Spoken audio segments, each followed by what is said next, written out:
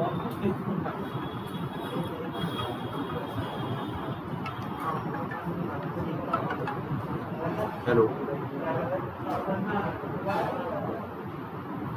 Hello hello,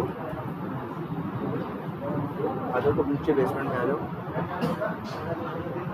नीचे basement में आओ। हाँ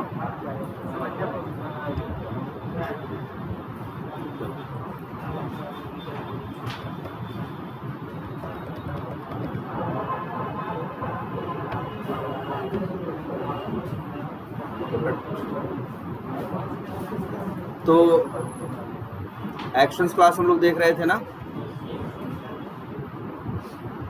तो एक्शंस क्लास की पूरी प्रैक्टिस हुई? नहीं चल रहा है? अच्छा एक सेकंड, कहाँ पे है इसमें? ये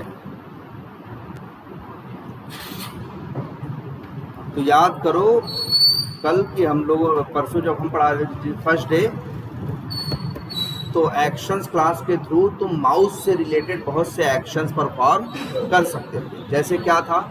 माउस ओवर था, राइट क्लिक था, डबल क्लिक था, क्लिक एंड होल्ड था, और रिलीज था, और क्या कर रहे थे?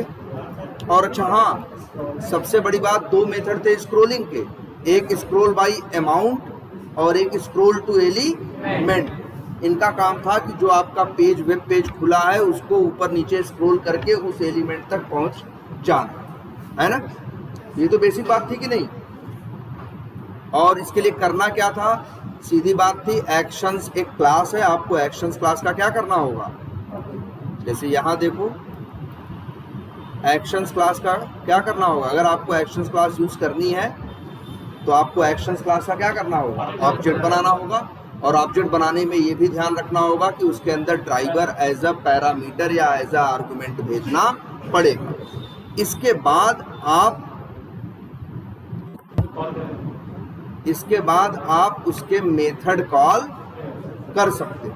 इसके बाद आप उसके मेथड कॉल कर सकते हो। और मेथड कौन सा था? एक क्लिक भी मेथड है, डबल क्लिक भी। अच्छे, क्लिक भी कर रहे हैं, डबल क्लिक भी कर रहे हैं, मूव टू एलिमेंट इस तरह से कर रहा है कि नहीं कर रहा है? तो ये चीज मैंने कल बताई थी कि एक्शंस क्लास में सबसे बड़ी बात एक ये है कि एक्शंस क्लास के जितने भी मेथड हैं, हर मेथड अपना ही ऑब्जेक्ट क्या करता है? रिटर्न करता है। इसी की वजह से ये हो पाता है कि हम डॉट डॉट लगा के एक साथ कई मेथड क्या कर लेते हैं? कॉल कर लेते हैं, है ना? क्यों कर पा रहे हो भाई? क्लिक के आगे कोड क्यों लिख पा रहे हो? क्योंकि जो ये क्लिक मेथड है, ये क्या रिटर्न कर रहा है? एक्शंस क्लास का ऑब्जेक्ट। देखो कर रहा है कि नहीं कर रहा है? तो जब एक्शंस का ऑब्जेक्ट मिला तो आगे डॉट लगाओगे तो फिर किसके मेथड आएंगे? एक्शंस के। देखो अब फिर कौन सा मेथड कॉल किया? मान लो तुमने डबल क्लिक ने भी क्या रिटर्न किया? एक्शंस क्लास का ऑब्जेक्ट। तो फिर इसके बाद तुम्हें क्या मिला? एक्शंस का ऑब्जेक्ट। तो आगे फिर डॉट लगाओगे तो किसके मेथड आएंगे? एक्शंस क्लास के। जनरली ये जान लो, एक्शंस क्लास के अंदर 25-30 मेथड हैं, और 30 में से 28 मेथड ऐसे हैं जो अपने ही क्लास का ऑब्जेक्ट क्या करते हैं? रिटर्न करते हैं, जिसकी वजह से डॉट डॉट करके हम एक लाइन में ही कई मेथड क्या कर देते हैं? कॉल कर देते हैं। और इसी को बोलते हैं क्या? मेथड चेनिंग। इसी को क्या बोलते हैं? मेथड। देखो यहाँ पे मेथड एक दूसरे से चेन की तरह बंधे नहीं है। देखो क्लिक बधा है, क्लिक से डबल क्लिक के आगे मूव टू एलिमेंट, ये कैसे बंध पाए? क्योंकि ये मेथड अपने ही क्लास का ऑब्जेक्ट क्या करते हैं? रिटर्न करते हैं। इसकी वजह से तुम कॉल कर पा रहे हो। अब अच्छा, लेकिन देखो एक क्लिक या सेंड कीज भी तो है वेब एलिमेंट का, इसके आगे डॉट लगाओ कुछ नहीं होगा। क्यों? क्योंकि सेंड कीज मेथड क्या है? वाइड है। क्लिक मेथड जो वेब एलिमेंट का है वो क्या है? वाइड है। इसलिए उनके आगे डॉट लगाओगे तो कुछ मिलेगा नहीं। ठीक है?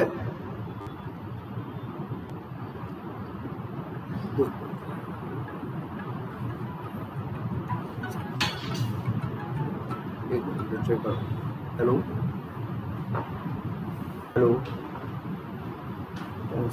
कौन सा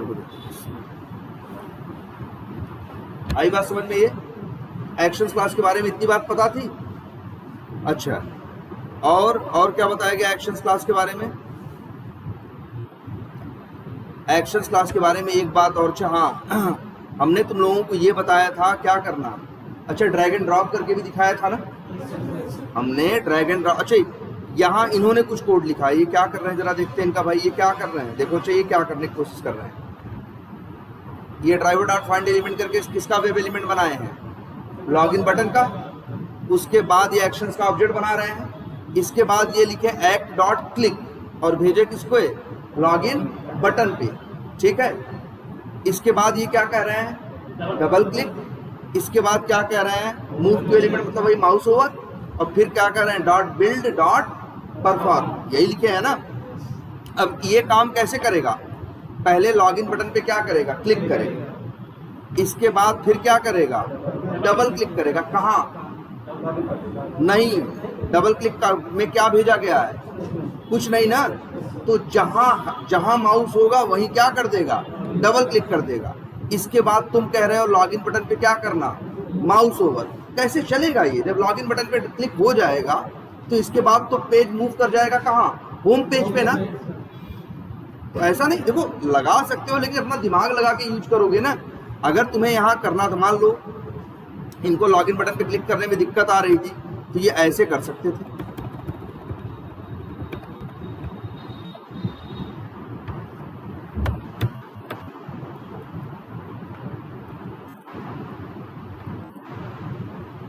ये सही है कि पहले मूव टू एलिमेंट किया, मूव टू एलिमेंट से तो पेज इधर उधर भागेगा नहीं ना। मूव टू एलिमेंट तो माउस ओवर करेगा, फिर क्या कर रहे हैं, ये क्लिक कर रहे हैं, तो ये सही है। लेकिन याद रखो, एक से ज्यादा एक्शंस को जोड़ा जा सकता है। लेकिन चलो एक काम, लास्ट क्लास में बोले थे कुछ चीजें बताने के लिए ना, पहले उन्हीं कंसेप्ट को देखते हैं, तब इसके ऊपर आएंगे दोबारा फिर से। जैसे ये बताओ, अच्छा कोई एक क्लास लें, चलो यही क्लास लेते हैं, एक काम करते हैं। चलो ये नया कंसेप्ट है। जैसे ये एक मेथड है कि नहीं, क्या मेथड का नाम है, पब्लिक स्टैटिक वाइड। मेथड का नाम क्या रखें बताओ, मान लो एक मेथड बनाए, इसका नाम क्या रखें, ऐड। बन गया एक स्टैटिक मेथड जिसका नाम क्या है, ऐड है। अब इसके बाद हम क्या करते हैं, एक स्टैटिक मेथड और बना लेते हैं और उसका भी नाम क्या रखते हैं, ऐड।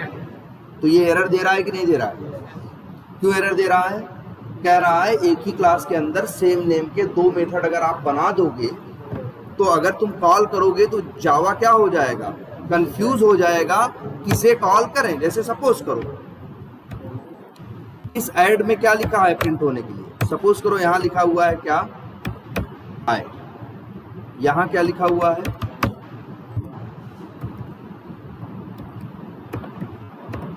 हेलो। अब बताओ अगर हम इस ऐड मेथड को यहाँ कॉल करें तो एरर देखो, ये एरर दे रहा है ना इन दोनों पे। क्यों, जावा कह रहा है आप एक ही क्लास के अंदर एक ही नाम के दो मेथड नहीं बना सकते। अगर आप बना दोगे तो जब कॉल करोगे तो जावा कैसे जानेगा कि आपको ये ऐड मेथड कॉल करना है या ये ऐड मेथड कॉल करना है। तो ये बात समझ में आती है। तो अब जरा एक चीज और देखो, छोटी सी ध्यान देना इस पे। ये मेथड है, इसमें कोई पैरामीटर है, इसमें नहीं। अच्छा मेथड में पैरामीटर तो हो सकता है ना, बनाए किस टाइप का पैरामीटर दे बताओ, इंट टाइप का दे दें, चलो दे देते हैं क्या, इंट। और वेरी क्या नाम रखे पैरामीटर का, मान लो नाम रख दें क्या, num1। अब एरर है, अब भी तो दोनों मेथड का नाम क्या है, सेम है। ध्यान से देखो, दोनों मेथड का नाम क्या है, सेम है, लेकिन इसके बावजूद एरर नहीं आ रही। मतलब एक ही नाम के दो मेथड बन सकते हैं, लेकिन इनके पैरामीटर में अंतर होना चाहिए। जैसे देखो, इस मेथड में कितने पैरामीटर हैं, एक भी नहीं। इसमें कितने पैरामीटर हैं, एक। दो कहाँ है, एक ही तो है। इंट उसका टाइप है, num1 उसका क्या है, नाम है। तो ये बताओ तुम्हें यहाँ की एक पैरामीटर ये है और इसमें एक भी पैरामीटर नहीं है और इसमें एक पैरामीटर है, तो पैरामीटर में अंतर है कि नहीं है? तो एक ही क्लास के अंदर सेम नेम के दो मेथड बन सकते हैं, लेकिन उनके पैरामीटर में अंतर होना चाहिए। और इसी कंसेप्ट को कहते हैं क्या? ओवरलोडिंग। यही क्या कहा जाता है? ओवरलोडिंग। ओवरलोडिंग जब आपसे कभी इंटरव्यू में पूछेंगे कि ओवरलोडिंग क्या है, ठीक है, और लगभग ये ऐसा क्वेश्चन है जो हर इंटरव्यू में पूछा जाता है।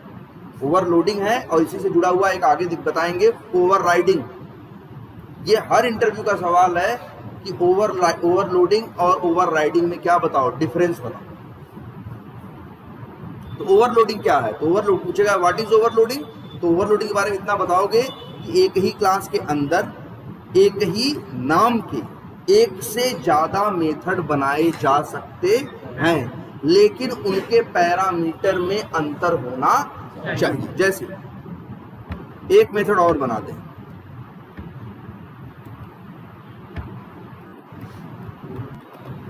एरर दे रहा है, क्यों भाई?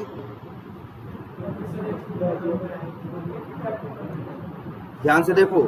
अब तुम कहोगे सर इसमें पैरामीटर नहीं है, अच्छी बात है। इसमें कितने पैरामीटर हैं? एक। इसमें कितने पैरामीटर हैं? एक। इन दोनों में कितने कितने पैरामीटर हैं? एक एक पैरामीटर है कि नहीं है ना? इंट num1 और इंट num2 है ना। लेकिन देखो तुम कहोगे सर दोनों में अंतर तो है। किस बात का अंतर बताओगे तुम? एक का नाम num1 है, एक का नाम num2 है। लेकिन याद करो जब पैरामीटर पढ़ाए थे तो एक कंसेप्ट बार बार बोलते थे कि पैरामीटर में नाम का कोई इंपॉर्टेंस नहीं है, नेम का कोई इंपॉर्टेंस नहीं है। मेन इंपॉर्टेंस किसका है? पैरामीटर के टाइप का। तो यहाँ पे भी एक पैरामीटर है, यहाँ भी एक पैरामीटर है, इसमें भी इन टाइप का है, इसमें भी इन टाइप का है। तो इन दोनों के पैरामीटर में कोई अंतर नहीं है। तो कहोगे सर नाम का अंतर है, नाम कंसीडर ही नहीं किया जाता। हमने बताया है हमेशा ना, पैरामीटर में क्या मैटर करता है? पैरामीटर का टाइप। पैरामीटर का नाम बदल दो तब भी मेथड वैसे ही काम करता है कि नहीं करता? अच्छा, लेकिन यहां देखो, अगर मान लो हम यहां कितने पैरामीटर दे दें? 2। अब एरर है। अब तुम ही देखो, ऐड नाम के हमने कितने मेथड बना रखे हैं? 3। मतलब एक ही क्लास के अंदर एक ही नाम के 3 मेथड बिल्कुल बन सकते हैं। बस शर्त ये है कि तीनों के पैरामीटर में अंतर होना चाहिए। बिल्कुल है। ये बिना पैरामीटर का है, ये एक पैरामीटर का है, और ये कितने पैरामीटर का है? 2 पैरामीटर का। लेकिन अब सवाल उठता है, अच्छा पहले मना क्यों कर रहा था? वो ये कह रहा था कि आप ऐड मेथड कॉल करोगे तो हम कंफ्यूज हो जाएंगे, इसको कॉल करें या उसको कॉल करें। अब सवाल उठता है, अब क्यों कंफ्यूज नहीं होगा? बताओ लाइन नंबर 33 में क्या लिखा गया है? ऐड नाम का मेथड क्या किया गया है? कॉल किया गया है। लेकिन जब ऐड कॉल किया गया है तो कोई पैरामीटर भेजा गया है? नहीं। तो जानते हो ये क्या करेगा? वो ऐड मेथड चलाएगा जिसके अंदर पैरामीटर नहीं है। ध्यान दो इस बात पे। मतलब अगर अभी यही हम इसको रन कर दें, अगर हम इसे क्या कर दें? रन कर दें, तो ऐड मेथड चलेगा, लेकिन कौन सा चलेगा? ये वाला चलेगा। ये कोई कंफ्यूजन नहीं है इसमें। अच्छा एक काम करते हैं, चाहो तो पहले यहां देखो, एक मेथड और कॉल कर रहे हैं, इसका नाम क्या है? ऐड, और यहां भेज दे रहे हैं एक पैरामीटर। पैरामीटर क्या भेज रहे हैं? इंट। अब बताओ लाइन नंबर 33 किसको चलाएगा? पहले को, जिसमें कोई पैरामीटर नहीं है। देखो, जिसमें कोई पैरामीटर नहीं है। लाइन नंबर 34 किस ऐड मेथड को चलाएगा?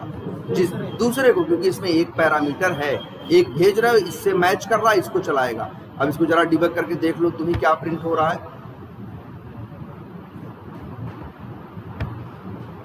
पहले हाई प्रिंट हुआ, देखो तुम्हें कहाँ गया? हाँ, पहले हाई प्रिंट हुआ और फिर हेलो। हाई क्यों प्रिंट हुआ? क्योंकि पहले कौन सा मेथड चला? जब लाइन नंबर 33 में मेथड कौन सा कॉल किए हो तुम, ऐड बिना पैरामीटर वाला, तो कौन सा चला, ये वाला। जब इंट भेजा तो कौन सा चला, ये वाला। इसीलिए देखो पहले हाई प्रिंट हुआ बिना पैरामीटर वाला, इसके बाद हेलो प्रिंट हुआ जो एक पैरामीटर के साथ है। और अगर ऐसे करते तो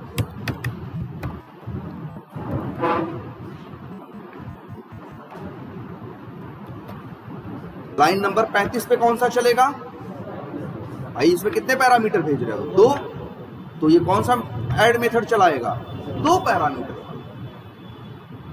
मतलब इसीलिए देखो ओवरलोडिंग जब करते हो तो जावा को कंफ्यूजन नहीं होती। क्यों नहीं होती, इसलिए क्योंकि जब उसको कॉल करोगे कोई मेथड तो पैरामीटर भेजोगे कि नहीं भेजोगे। अगर तू अपना जैसा पैरामीटर भेजोगे उस हिसाब से जो मेथड उससे मैच करेगा उसको कॉल कर लेगा। क्लियर है ये, बोलो। अच्छा अब एक चीज और देखते हैं।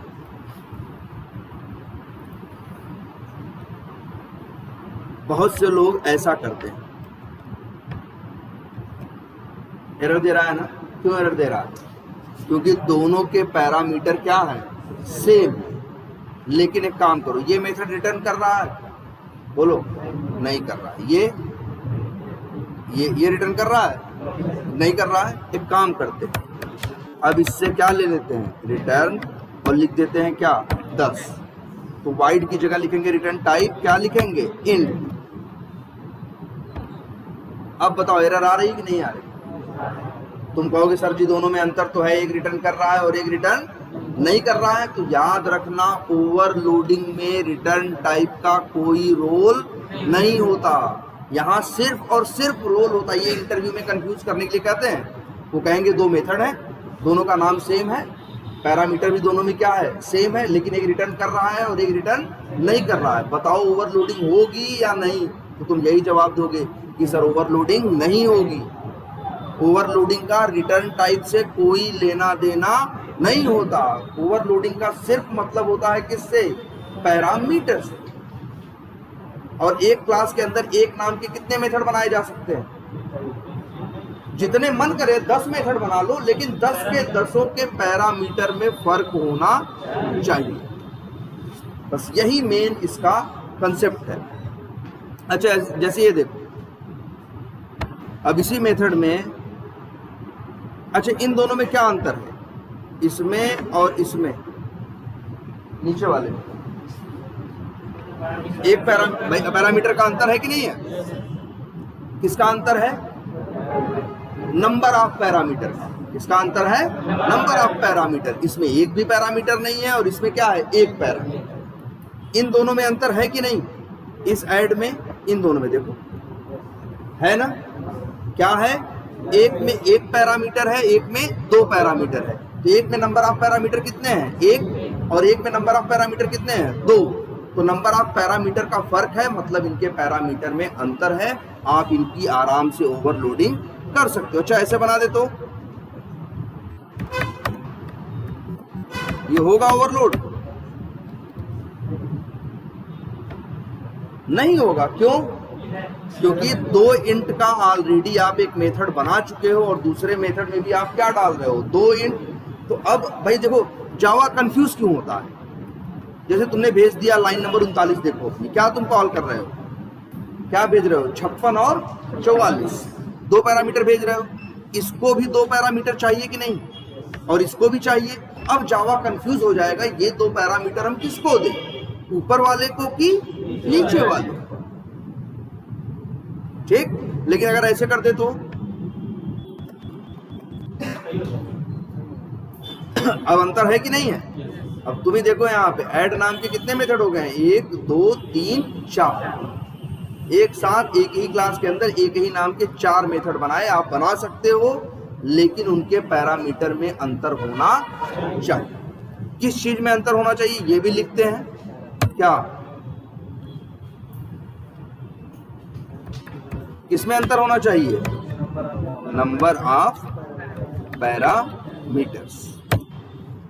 पैरामीटर्स के मतलब नंबर ऑफ पैरामीटर्स में अंतर होना चाहिए। लेकिन एक काम करते हैं, जरा आप यहां देखो, यहाँ ऐड नाम का मेथड एक बनाया है ना, एक ये कितने पैरामीटर भेजे, एक और बनाने जा रहे हैं। इसमें भी कितने पैरामीटर रख रहे हैं, एक, लेकिन यहां पैरामीटर रख रहे हैं क्या, स्ट्रिंग। अब देखो एरर है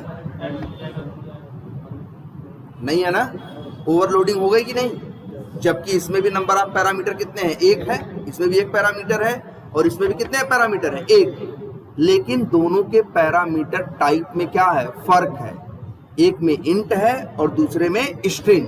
जावा को कंफ्यूजन नहीं होगी, क्यों नहीं होगी, अगर आप ऐड मेथड कॉल करके और क्या भेजोगे, स्ट्रिंग ऐसे होता है ना डबल कोट्स में, अगर आप क्या भेजोगे, स्ट्रिंग भेजोगे तो स्ट्रिंग वाला चलेगा और नंबर भेजोगे तो नंबर वाला चलेगा, इसलिए यहां भी कोई कंफ्यूजन नहीं है। तो मतलब क्या है, सिर्फ number of parameters he matter नहीं करता,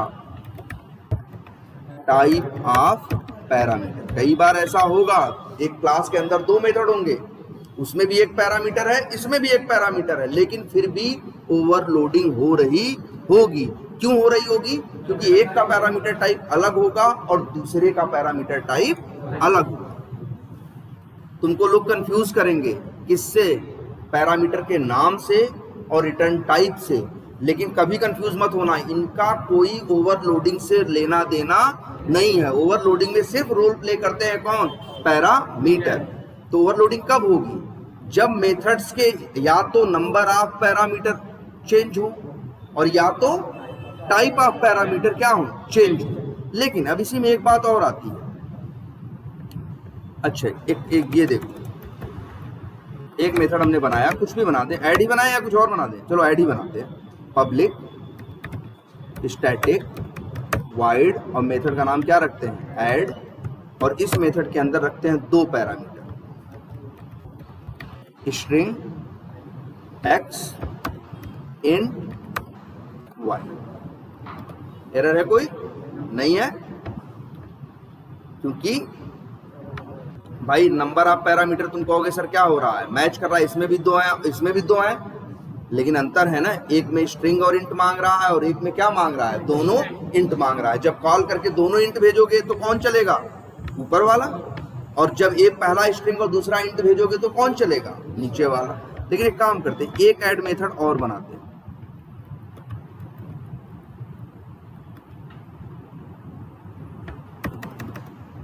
एरर दे रहा है ना, अच्छा ऐसे कर दें तो एक काम करना, जरा देखो ये, या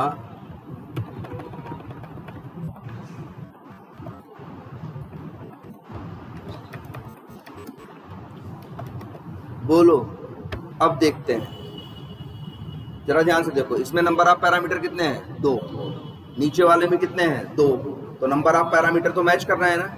टाइप ऑफ पैरामीटर की बात करोगे तो तुम ऊपर से देखो तो बोल सकते हो इसमें भी स्ट्रिंग और इंट चाहिए और इसमें भी स्ट्रिंग और इंट चाहिए, लेकिन इसमें पहला स्ट्रिंग और दूसरा इंट चाहिए, इसमें पहला इंट और दूसरा स्ट्रिंग चाहिए, तो अंतर है कि नहीं। तो मतलब तीसरी चीज, नंबर ऑफ पैरामीटर्स मैटर करता है, order type of parameter matter करता है, और ऑर्डर और सीक्वेंस ऑफ पैरामीटर भी मैटर करता है। मतलब इन तीनों चीज में, तीनों की किसी चीज में अगर अंतर होगा तो उस कंडीशन में ये हो गया।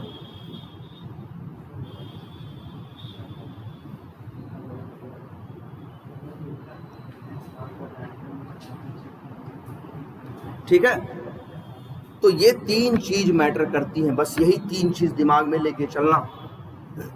और इन तीनों चीजों को मिला के एक कॉमन वर्ड बोलते हैं हम लोग, क्या मालूम है, हम लोग बोलते हैं पैरामीटर सिग्नेचर। सिग्नेचर का मतलब क्या होता है, चिन्ह या साइन ना। तो मतलब क्या, कहने का मतलब ये है, अगर कोई पूछेगा कि ओवरलोडिंग कैसे होगी तो कहो कि क्या है, तो कहोगे एक क्लास के अंदर एक ही नाम के हम मल्टीपल मेथड बना सकते हैं, एक ही नाम के मल्टीपल मेथड बना सकते हैं, लेकिन उन मेथड्स के पैरामीटर सिग्नेचर में अंतर होना चाहिए।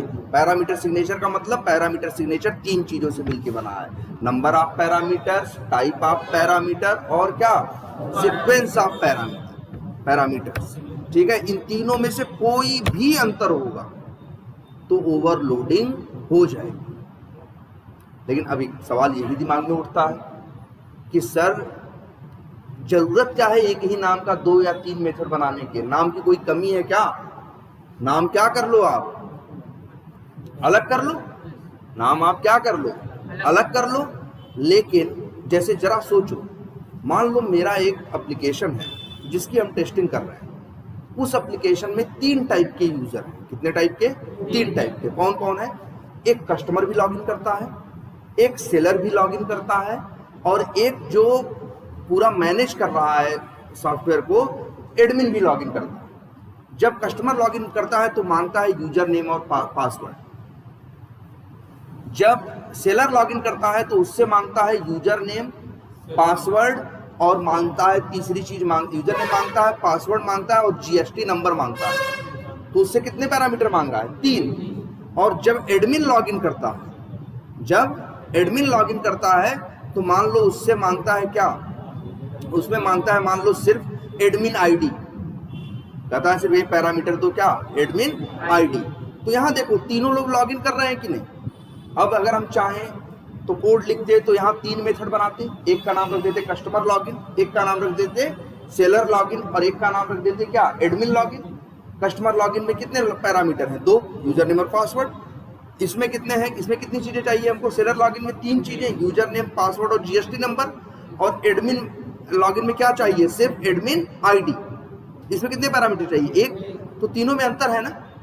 अब अगर हम 3 नाम रखेंगे तो अपने दिमाग में भी तो 3 चीज लेके चलेंगे।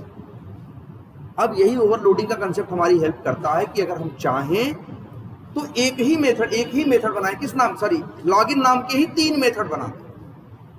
एक में एक पैरामीटर भेज दें, वो एडमिन के लिए उसमें कोड कर दें, जिसमें 2 भेजे उसमें किसके लिए कोड कर दें? कस्टमर के लिए। जिसमें 3 भेजे उसमें किसके लिए कोड कर दें? सेलर के लिए। अब जब कॉल करें, एक पैरामीटर भेजेंगे तो एडमिन वाला लॉगिन चलेगा, 2 भेजेंगे तो कस्टमर वाला चलेगा, 3 भेजेंगे तो कौन सा चलेगा? सेलर वाला। अब हमें यहाँ दिमाग में अपने 3 नाम लेके नहीं चलने, एक ही नाम से हमारा तीनों काम हो रहा है कि नहीं। इसी वजह से यूज होता है किसका? ओवरलोडिंग का। अब एक सवाल यहाँ और उठता है, हमने जो ओवरलोडिंग दिखाई वो किसकी दिखाई? स्टैटिक मेथड की। किसकी दिखाई? स्टैटिक मेथड की ना। तो पहले याद रख लेना, ओवरलोडिंग स्टैटिक मेथड की भी होती है, ओवरलोडिंग नॉन स्टैटिक मेथड की भी होती है, दोनों की होती है, एकदम ऐसे ही। उसमें कोई अंतर मत समझना। जैसे मान लो अब यही मेथड हम क्या बना दें,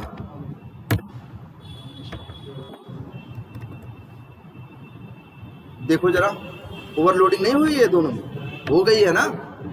कैसे? लेकिन क्यों हो पाई? क्योंकि इनके पैरामीटर सिग्नेचर में फर्क है। भले नंबर ऑफ पैरामीटर अलग नहीं है, टाइप ऑफ पैरामीटर तुम कहोगे एक उसमें वो एक है, लेकिन सीक्वेंस या ऑर्डर तो क्या है? अलग है ना। एक में पहला स्ट्रिंग दूसरा इंट, एक में पहला इंट और दूसरा इंट। जो कॉल करके पहला स्ट्रिंग और दूसरा इंट भेजेगा उसके लिए कौन सा मेथड चलेगा? ऊपर वाला। और जो पहला इंट और दूसरा स्ट्रिंग भेजेगा उसके लिए कौन सा चलेगा? नीचे वाला। तो स्टैटिक मेथड में भी ओवरलोडिंग होती है और नॉन स्टैटिक मेथड में भी ओवरलोडिंग होती है। तुम्हें कंफ्यूज करने के लिए ये भी पूछ सकते हैं इंटरव्यू में कि 2 मेथड हैं, दोनों का पैरामीटर सिग्नेचर सेम है, लेकिन एक स्टैटिक है और दूसरा क्या है? Non static. तो बताओ ओवरलोडिंग होगी? तो कह देना ना भैया। कुछ भी कंफ्यूज करे, कंफ्यूज मत होना, बस एक बात से चिपके रहना।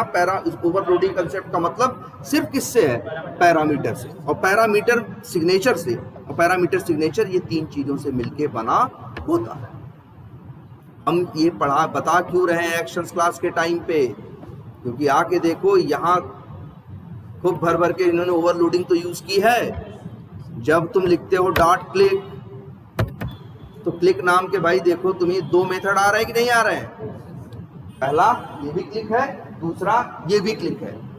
एक ही क्लास के अंदर 2 बनाए हैं उन लोगों ने कि नहीं बनाए हैं? लेकिन एरर नहीं दे रहे हैं ना, आराम से हम कॉल कर रहे हैं ना।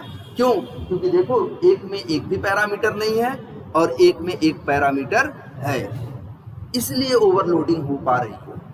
और इस एक्शंस क्लास के तो लगभग जितने मेथड है सब ऐसे ही हैं। देखो जरा ध्यान से, क्लिक एंड होल्ड भी दो है कि नहीं है, एक बिना पैरामीटर का, एक पैरामीटर के साथ।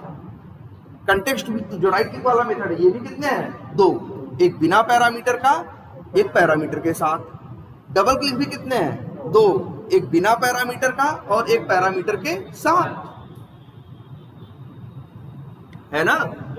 इनके लगभग, इनके वही तो बता रहे हैं, इनकी जो मेथड है लगभग सारे मेथड ही ओवरलोडेड है। एक एक नाम के एक्शंस क्लास के अंदर दो दो तीन तीन मेथड है। और दिखाते हैं जरा इस मूव टू एलिमेंट को देखो। मूव टू एलिमेंट नाम के भी कितने मेथड हैं, कितने हैं, तीन मत बोलो भाई, दो बोलो। ये नीचे वाला मूव टू लोकेशन है ना, मूव टू एलिमेंट नाम के कितने हैं, दो है ना। देखो ओवर यहाँ हो रहा है, क्यों हो रहा है, एक पैरामीटर मांग रहा है और दूसरा तीन, दो नहीं तीन मांग रहा है। एक मिनट बड़ा करते हैं, है ना। देखो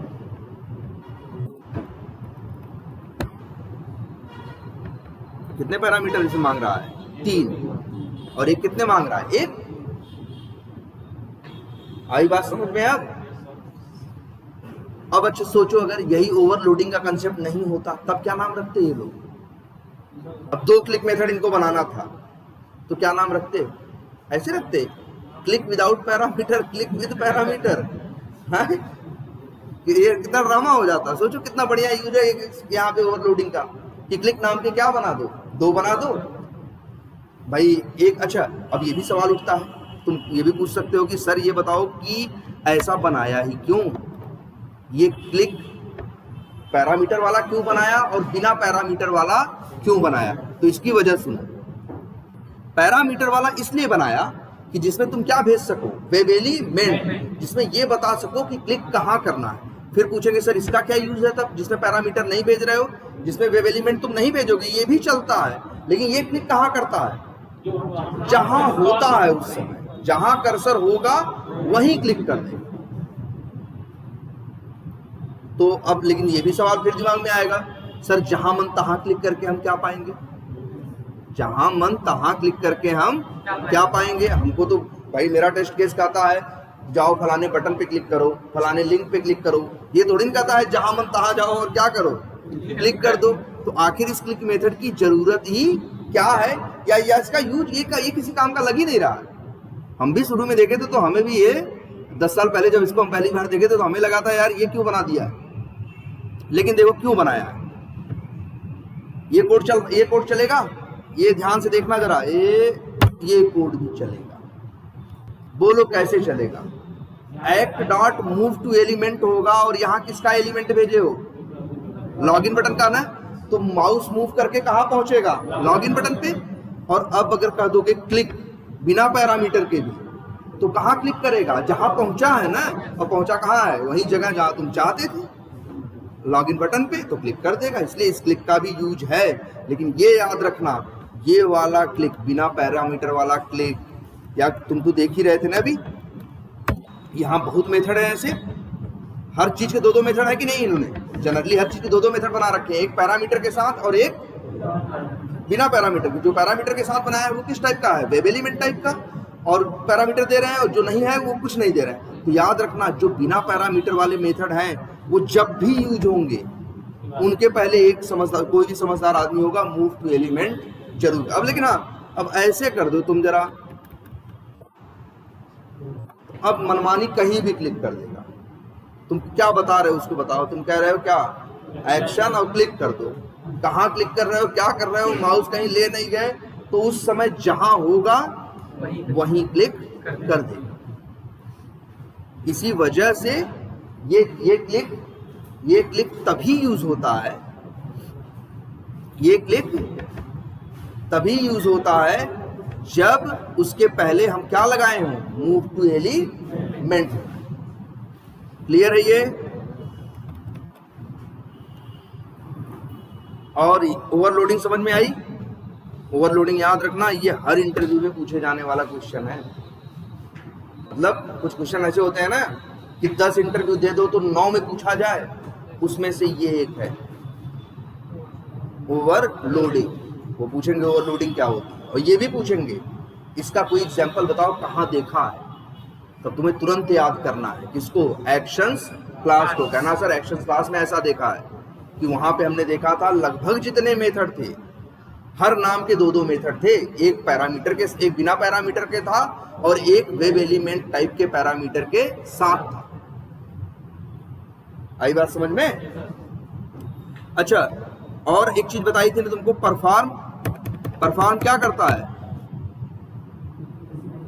मतलब वो जो भी वर्क है। देखो हाँ, पहले एक चीज देखो। अच्छा ये बताओ, ये सारे मेथड क्या रिटर्न करते हैं? एक्शंस क्लास का ऑब्जेक्ट। ये क्लिक भी क्या रिटर्न कर रहा है? एक्शंस क्लास का ऑब्जेक्ट। एक्शंस क्लास का एक मेथड है जिसका नाम क्या है? बिल्ड। लेकिन बिल्ड क्या रिटर्न करता है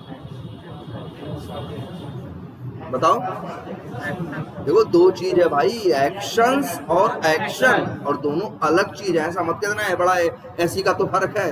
अरे भाई एक क्लास पूरी तरह से अलग है और दूसरी क्लास पूरी तरह से अलग है। ये जो बिल्ड मेथड है ये भी किसका मेथड है? एक्शंस का। जैसे दूसरे लोग मेथड है वैसे ये भी मेथड है किसका? एक्शंस का। जैसे क्लिक, इसमें देखे थे ना अभी, click, send keys, double click, context click, और क्या है, मूव टू एलिमेंट। जितने मेथड है सब क्या रिटर्न कर रहे हैं? एक्शंस का ऑब्जेक्ट ना। उन्हीं एक्शंस क्लास का एक मेथड और भी कौन है? बिल्ड। लेकिन ये जो बिल्ड मेथड है ये रिटर्न करता है क्या? एक्शन क्लास का ऑब्जेक्ट। तो जानते हो इसका रोल क्या है? वैसे तुम बताओ, जब तुम एक्शंस क्लास का यूज करते हो, या हम लोग याद करो उस दिन वो किए थे ना, क्या ड्रैग एंड ड्रॉप किए थे कि नहीं किए थे? ये कोड याद करो, किए थे कि नहीं किए थे? यहाँ नाम क्या है वेरिएबल का? ड्राइवर ही रख दिया क्या? जरा देखो इस कोड को सब लोग ध्यान से। ये कोड देखो, यहाँ हम क्या ड्रैग एंड ड्रॉप करने के लिए हमें क्या करना था? पहले क्लिक एंड होल्ड, फिर मूव टू एलिमेंट, और फिर क्या करना था? रिलीज। तो यहाँ कितने काम थे? 3 काम थे ना? कितने काम थे? 3। तो हमने किया क्या? Dot click and hold, dot move to element, dot release. अच्छा ये बताओ, ऐसे करते हैं चलेगा? अब चलेगा? भले सब कुछ लिख दो, ये चलेगा नहीं। क्योंकि जब डॉट क्या करता है? बिल्ड चलता है। बिल्ड जरूरी है लास्ट में। जब डॉट क्या चलता है? बिल्ड चलता है। तो ये तीनों एक्शंस को जोड़ के एक नया एक्शन बनाता है। एक चीज और देखो, अगर तुम कभी सोचो कि सर हम ऐसे यूज कर देंगे,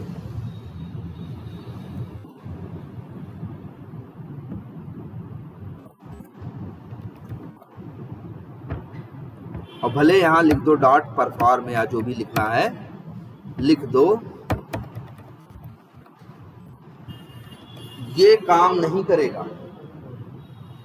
ये काम नहीं करेगा। क्यों नहीं करेगा? यहां तुम कह रहे हो क्लिक एंड होल्ड, एक काम करके हट गए, फिर दूसरा काम क्या कर रहे हो? मूव टू एलिमेंट, फिर रिलीज कर रहे हो, कुछ नहीं होगा। जब तक ये तीनों काम इकट्ठे एक सीरीज, एक सीक्वेंस में काम नहीं करेंगे, तब तक वो ड्रैग एंड ड्रॉप वाली फंक्शनैलिटी चलेगी नहीं। तो बिल्ड का काम, इसीलिए कोड ऐसे लिखा जाता है, इसीलिए इन लोगों ने ये मेथड चेनिंग का कंसेप्ट दिया कि जो बिल्ड मेथड होता है वो तीनों, जितने एक्शन यहां आप बताओ, 1 बताओ, 2 बताओ, 3 बताओ, 5 बताओ, उन 5 को जोड़ के एक एक्शन बनाता है। तभी तो देखो बिल्ड का रिटर्न टाइप एक्शंस नहीं है, क्या है? एक्शन। क्योंकि बिल्ड का काम है उन सारे एक्शंस को जोड़ना और एक एक्शन बनाना, और परफॉर्म का काम है उसी एक्शन को परफॉर्म कर देना या चला देना। यही बिल्ड का रोल है। बिल्ड क्या करता है? आपके जितने भी ये एक्शंस हैं इनको जोड़ के अपना एक एक्शन बनाता है और उसी एक्शन को फिर ये परफॉर्म करता है। हाँ बोलो। बिल्ड क्लास नहीं है, बिल्ड मेथड है, रिटर्न करता है। हाँ हाँ, अच्छा परफॉर्म कर रहे हो। अच्छा, इनका कहने का मतलब है कि सर परफॉर्म मेथड तो हम देखे थे एक्शंस में और आप बता रहे हो एक्शन में। तो यहाँ ऐसा है कि सेलेनियम वालों ने एक्शंस क्लास में भी परफॉर्म मेथड बनाया है और एक्शन क्लास दोनों में बनाया है, इसी वजह से आपको दिख रहा है। आई बात समझ में? और एक बात बताए इसके बारे, ये तो देखो काफी थ्योरेटिकल चीजें हैं जैसा ये समझे, लेकिन और प्रैक्टिकल इंप्लीमेंटेशन पे आओ तो इसका यूज बहुत होता है। और कैसा, जैसे कई बार तुमको अब बताते हैं,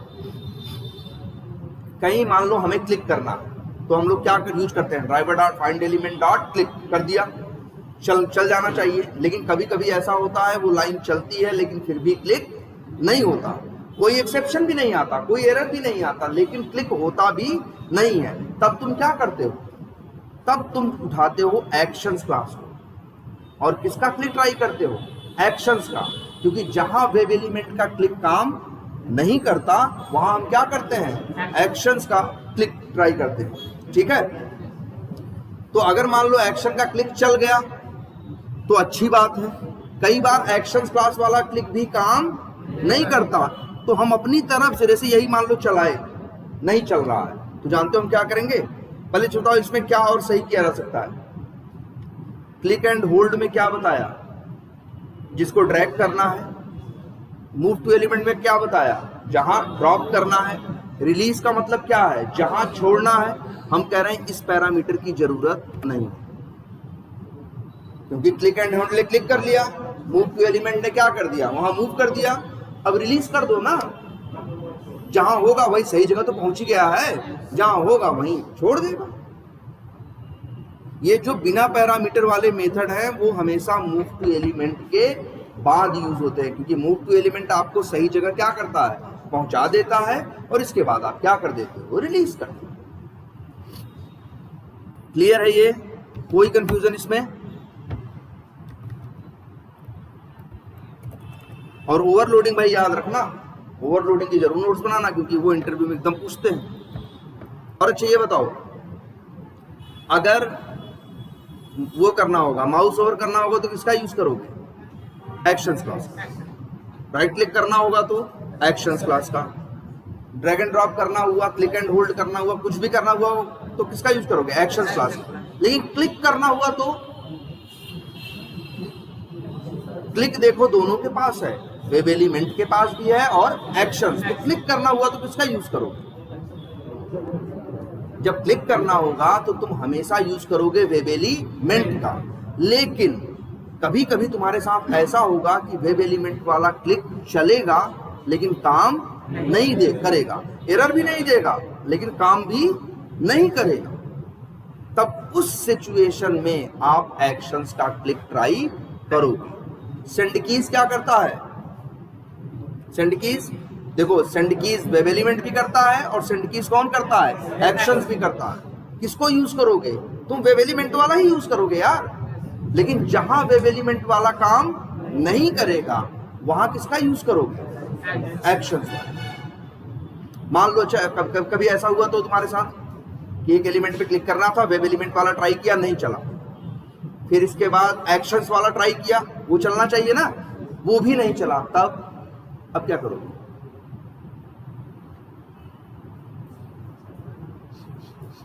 एक बात हमेशा याद रखना, ऑटोमेशन में तुम किसी से शिकायत नहीं